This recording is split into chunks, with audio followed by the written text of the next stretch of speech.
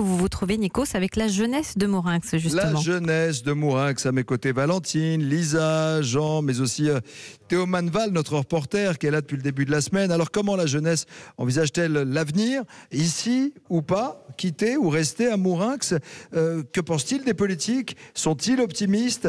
Théo Manval, bonjour. Bonjour Nikos. Vous avez passé la semaine ici pour Europe 1 et vous avez rencontré beaucoup de jeunes. Effectivement, et le constat qu'il dresse à première vue, c'est vrai qu'il est assez sévère. C'est celui d'une ville, comme beaucoup d'autres, qui a perdu un peu de sa vitalité, qui ne donne plus forcément envie de rester.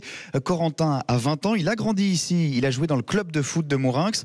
Aujourd'hui, il est surveillant au lycée et il a l'impression, c'est vrai, que tout le monde est un peu usé. Quand j'étais petit, il s'est passé beaucoup plus de choses dans Mourinx. Je me souviens surtout au foot. On avait un club, ça vivait. Le dimanche, le terrain, il était rempli de supporters tout autour. Et là, il n'y a plus personne qui suit le club. Déjà, ils n'ont plus l'argent. Un déplacement, c'est une demi-heure ou alors une heure de route. Et l'essence aller-retour, ça y fait. Ça donne pas envie de sortir. Les gens, ils sont devenus tristes un peu.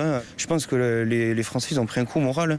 Et même quand on a 15 ou 16 ans aujourd'hui, on a déjà conscience de ça, Nikos, conscience des difficultés aussi que peuvent vivre les parents et du fossé qui se creuse avec le monde politique. Anaëlle, par exemple, est en première, elle connaît les noms d'Emmanuel Macron, d'Édouard Philippe, Marine Le Pen ou Jean-Luc Mélenchon, mais pour elle, ce sont eux qui ne connaissent pas le monde dans lequel elle vit. Ils comprennent pas trop la vraie vie, je sais pas. Genre mes parents ont une vie qu'eux, ils ont jamais eue, je pense. Eux, ils vont pas travailler tous les jours, tout en faisant attention à pas trop dépenser. Ou les fins de mois, c'est compliqué. Donc, on voit pas trop comment ils peuvent faire pour comprendre ce qu'il y a besoin. Je suis justement à côté de Jean, qui a 14 ans. Jean, tu veux rester à Mourinx? Comment tu envisages l'avenir? Qu'est-ce que tu veux faire plus tard?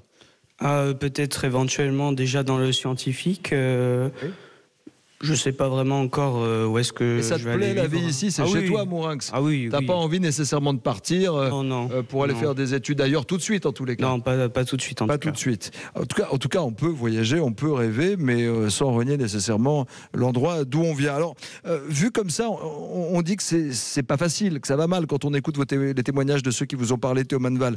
Beaucoup de jeunes ont quitté effectivement Mourinx. Ils étaient installés avec leurs parents, mais il y a des motifs d'espoir, notamment un attachement très fort de certains à la ville.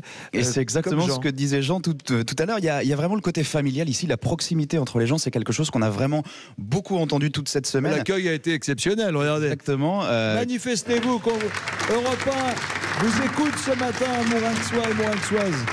Comme Jean, Esteban que j'ai rencontré, qui lui est en seconde, il sait qu'il travaillera ici justement et pas ailleurs. Je suis en chimie, du coup je vais partir dans les usines. Il y en a pas mal les usines de chimie ici. Il y a beaucoup de travail à trouver. Ouais. Quand on a 15 ans ici, comment est-ce qu'on voit l'avenir du coup? Réussir ma vie, avoir des enfants, être bien payé, avoir une maison, vivre pas loin de chez ma famille. Voilà, rester ici parce qu'il y a encore des choses à faire, même si, c'est vrai, on l'a dit, il y a aussi 22% de chômage. Mais Théo, de ce que vous avez vu et entendu, qu'est-ce qu'il faudrait pour réenchanter la jeunesse? Il manque pas grand-chose et ça commence peut-être par l'élection du conseil municipal des jeunes. Nikos, ça aura lieu bientôt ici à Mourinx. Et il y a déjà beaucoup de candidats, de candidates comme Maïssa qui a 10 ans, d'autres qui ont terminé un mandat comme Lisa qui est ici, qui a 14 ans et qui montrent tout leur optimisme, leur envie vraiment de s'engager les uns pour les autres. J'ai l'espoir de faire quelque chose pour tous les habitants de Mourinx, des concerts et surtout pour nous les plus jeunes parce qu'il n'y a que des concerts pour les grands. Et alors qui est-ce que tu aimerais faire venir à Mourinx? Soprano. Parce qu'il fait des bonnes chansons. Il faut s'impliquer dans quelque chose. Moi, ça m'a beaucoup apporté. On a fait beaucoup de projets solidaires. La banque alimentaire, une récolte de jouets pour les personnes en difficulté. On voit la vie autrement que ce que nous, on voyait avant d'être impliqués. La solidarité est très importante. Il faut toujours rester optimiste. Voilà, l'optimisme dans la bouche des enfants de 10, 11, 14 ans à Mourinx. On espère qu'il perdurera au fil des années parce que c'est vrai que la réalité à 18 ou 20 ans, c'est que l'avenir, il est souvent dans les autres grandes villes autour, Pau, Bordeaux, Toulouse. Et c'est aussi tout l'enjeu justement des politiques publiques pour ce genre de territoire, sur l'enseignement, les transports, le développement économique.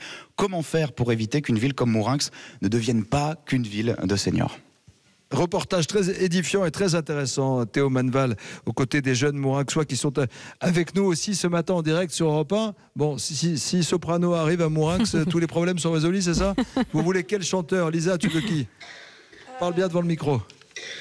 Je sais pas trop. Bah oui, à ce niveau-là, il va pas venir, je te le dis. On compte sur vous, Nikos. Soprano, Jennifer, il y a tout le monde. Bon, ça c'est facile. Et Jean-Michel Apathy, lui, sera tout à l'heure avec François Bayrou. Il chante pas encore, mais bon, peut-être sous la pluie. Dans un instant, Europe 1 va plus loin en direct de Mourinx, tous les jours à 7h20, tout de suite. Et si vous